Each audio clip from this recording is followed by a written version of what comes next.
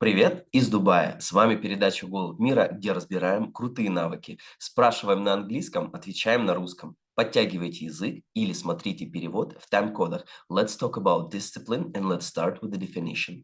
Discipline when you are trying to make everything right in the right term. For example, you are going to make fitness, you write some articles, you going for the job, you do some homework with your children, and you never say to other people, let's make it later. You know what's the right time for the right things. And when you say the right things, so what should be the definition of the right things? Like what it has to do, for example, let's say with the principles or maybe with some sort of the values of the individual person or maybe even the group.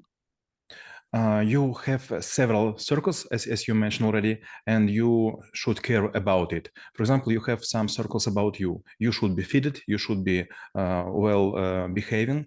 This is about your regime of your work and your rest. Another cycle is your family. You have wife or husband, you have spouse, you have children, and you should care about them. Then you have your relatives, your close relatives, and your long distance relatives, and you also should give them some times. Then you have neighbors who live nearby to your flat, to your house, and sometimes you have some common work with them. For example, to clear territory or to clear the snow. Then you have your employee team, your project team or your process team, and you should work together even if there are some hard times or tough times. And also it could be some another sort of activities, for example, for your hobby, for your, I don't know, running, skiing, and so on. And in terms of the fundamentals of the things that actually makes the discipline, so what are the key components or maybe even the key principles that allows the skills to be fully implemented? First way to get to the right discipline is to know your rhythm. If you will run too much, for example, for one day, or you will make too many push-ups, you will have a headache or you will have a pain in your muscles and you will be unable to make the same things next day. So you should calculate your forces and not force yourself to do more than you could in usual way. Second, you should understand that you couldn't plan all your time. Approximately 60% of your time could be managed by yourself, and approximately maybe 20 for some urgent issues and 20% for helping other people.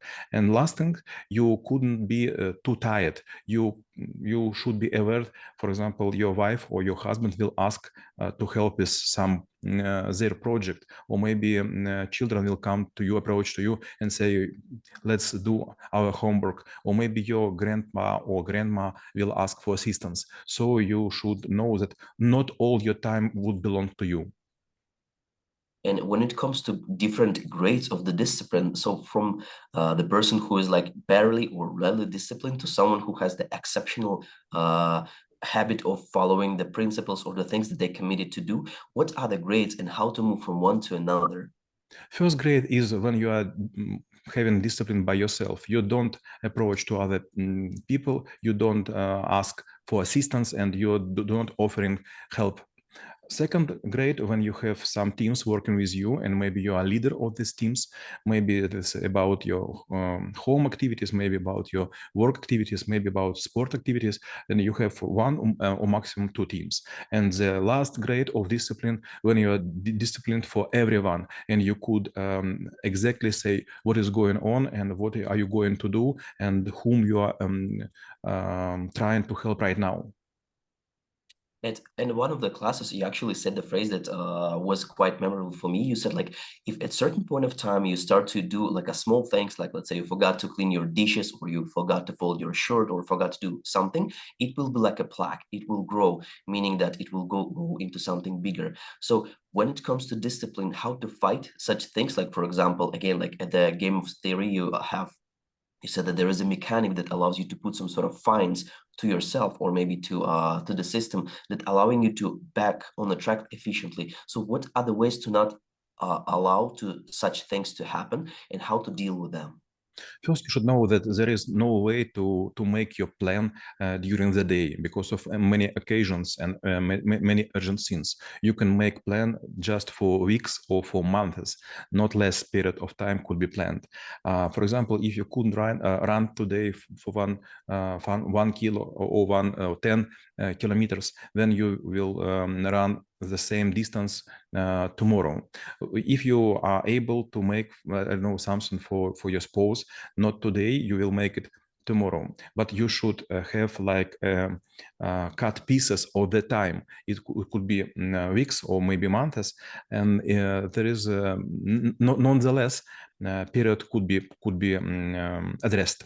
Second, when you're trying to make your discipline, you should understand that small steps are going to accumulate. For example, right now we are going to write this podcast, and its number I am doubt, but it's close to 6,000 already. And I have checked the largest number of podcasts what was already filmed in book of Guinness is 2,700. So we double this number. So this was just small steps. Just each day we are going to make filming, and this goes like 10 or 15 minutes, and suddenly we are best on the planet. And the third thing in discipline, you could not carry too many bags. You have just two hands, and you should choose anytime just two tasks. And maybe I can second to that, even though I have like a very tiny contribution to this, but at a certain point of time, I have a spreadsheet where we actually record all of where I do keep the reports of all of the issues of the podcast that we have. And at a certain point of time, I realized I have to scroll instead of just like having one podcast. So when it comes to discipline and the perception of different people, obviously they might be doing things in their own way, but in fact, it won't be leading to certain results. So what are the common mistakes they make on the way of trying to be, very well disciplined or have the things in control? Canadian people says there is a saying, do not try to eat the elephant at once. You could cut by small pieces. It's a very good thing, because, for example, if you will try to run like 100 kilometers for one day, it's almost impossible. But to make this for 3 months, it's quite easy. It's not more than 1.1 kilometers per day.